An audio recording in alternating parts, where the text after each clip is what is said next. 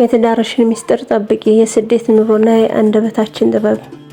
ሰላም አለይኩም ወራህመቱላሂ ወበረካቱ። ውድ እህቶቼ በአላህ ፍቃድ በ30 ቀናት የለውጥ ጉዟችን ዛሬ የመጀመሪያውን ሳምንት አጠናቀን በ7ኛው ቀን ላይ ደርሰናል። ትላንት ስለ ርቀት ጭቅጭቅና ተወያይተናል። ዛሬ ደግሞ የትዳር ምሰሶ የሚያቆም ሌላ ትልቅ ጥበብ እንማራለን።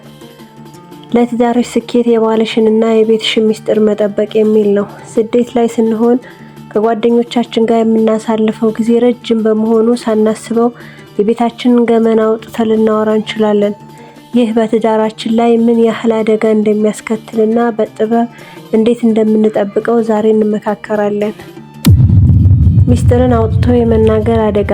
እህቶቼ በስደት ህይወት ውስጥ ድካምና ናፍቆት ሲበዛብን የውስጣችንን ትንፋሽ ለማውጣት ብለን ለጓደኞቻችን ወይንም በሶሻል ሚዲያ ለምናውቃቸው ሰዎች የባላችንን ደካማ ጎን፣ በመካከላችን ያለውን ጠብ ወይንም የገንዘብ ሁኔታችን እናወራለን። ለምክር ነው ወይም ብሶቴን ለመተንፈስ ነው ልንል እንችላለን። ነገር ግን ማወቅ ያለብሽ ነገር ዛሬ ላንቺ ያዘነችልሽ መስላ የምትሰማሽ ጓደኛሽ ነገ ሚስጥርሽን ለሌላ ሰው ልታስተላልፍ ትችላለች። ባልሽም ሚስጥሬን አውጥታ ወራችብኝ ብሎ ካወቀ ላንቺ ያለው እምነትና ክብር ሙሉ በሙሉ ይከስማል። የቤት ገመና አንዴ ከወጣ መመለስ አይቻልም።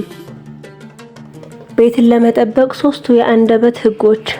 የቤትሽንና የባልሽን ሚስጥር ለመጠበቅ እነዚህን ነጥቦች በህይወትሽ ላይ ተግብሪ። አንደኛ፣ የአጥር ጥግ። በትዳራችሁ መሃል የሚፈጠርን ማንኛውም አለመግባባት በአንቺና በባለቤትሽ መካከል ብቻ አጥሩት። ለጓደኛ፣ ለጎረቤት አልፎ ተርፎም ለቤተሰብ እንኳን አታውሪ። ችግራችሁን በራሳችሁ ስትፈቱ ክብራችሁ ይጠበቃል። ሁለተኛ፣ የባልን ድክመት መሸፈን። ባልሽ የሰው ልጅ ነው። ስህተት ወይንም ድክመት ሊኖረው ይችላል።